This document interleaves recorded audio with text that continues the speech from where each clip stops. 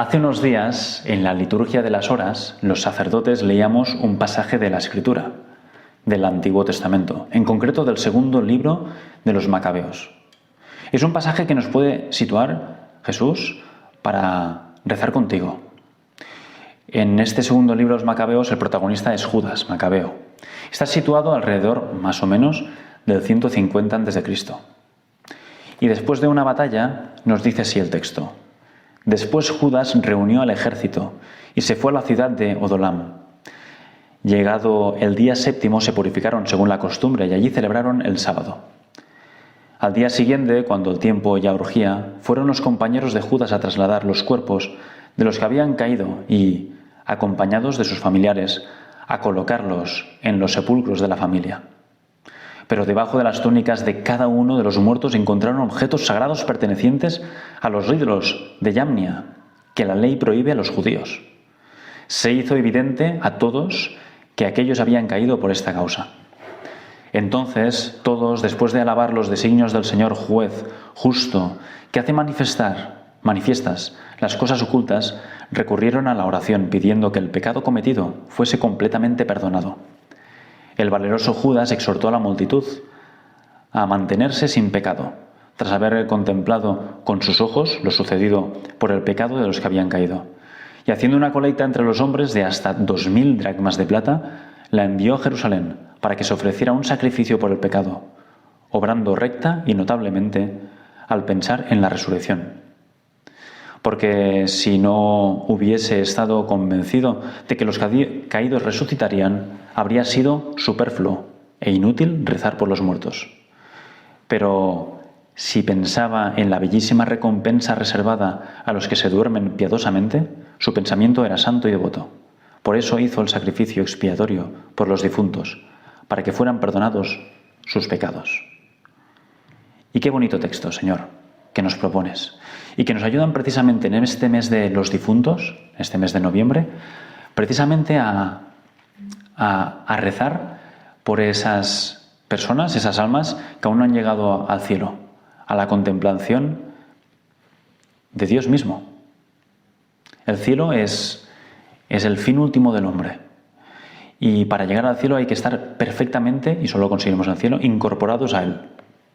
En cambio, el purgatorio, como nos dice el Catecismo de la Iglesia, dice: los que mueren en la gracia y en la amistad de Dios, pero imperfectamente purificados, aunque están seguros de su eterna salvación, sufren después de su muerte una purificación, a fin de obtener la santidad necesaria para entrar en la alegría del cielo.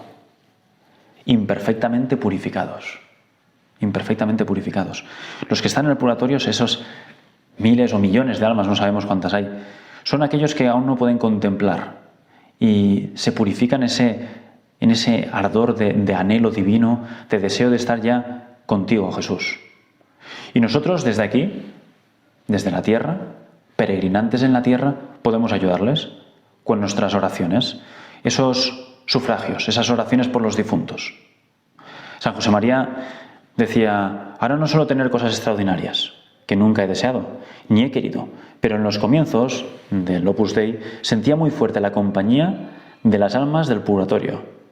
Las sentía tan cerca que a veces era como si me tirasen de la sotana materialmente. Desde entonces les he llamado siempre mis buenas amigas, las almas del purgatorio.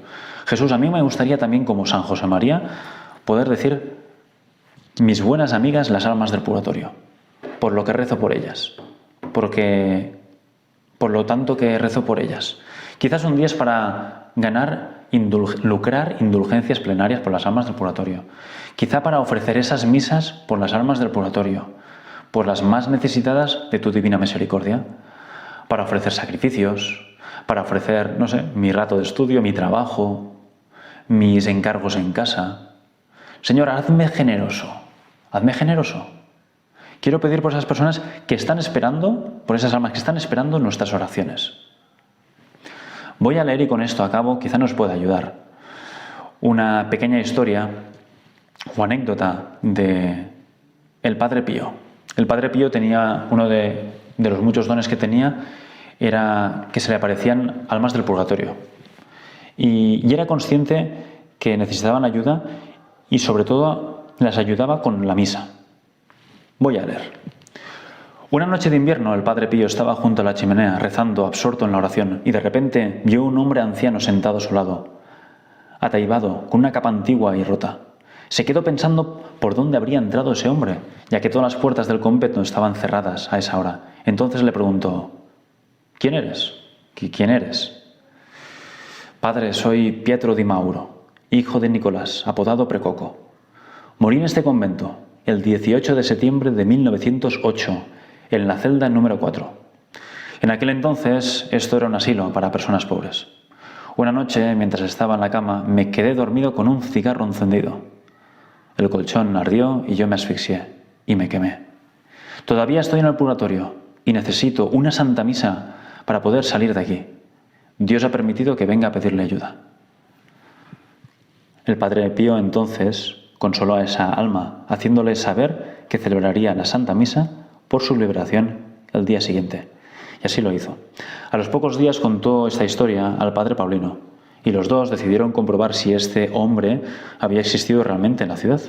Efectivamente, las estadísticas del pueblo recogían la historia de un hombre muerto por asfixia en un incendio producido en el asilo para pobres que estaba donde ahora se encontraba el convento de San Giovanni Rotondo. Jesús, ayúdame precisamente a vaciar el purgatorio, a darlo todo para dejarlo limpio, niquelado, que no quede nada, con mi sacrificio, con mis oraciones, siempre con la ayuda de tu madre, pero ofrecer esas misas, una y otra misa. A veces los sacerdotes en las parroquias las ofrecen siempre por los difuntos. Y nosotros podemos pues juntarnos a esas peticiones o pedir alguna cosa. Yo te animo que hagas el propósito de sacar muchas almas del purgatorio. Que puedas decir: mis buenas amigas las almas del purgatorio, por tanto que has rezado, por tanto que has ofrecido.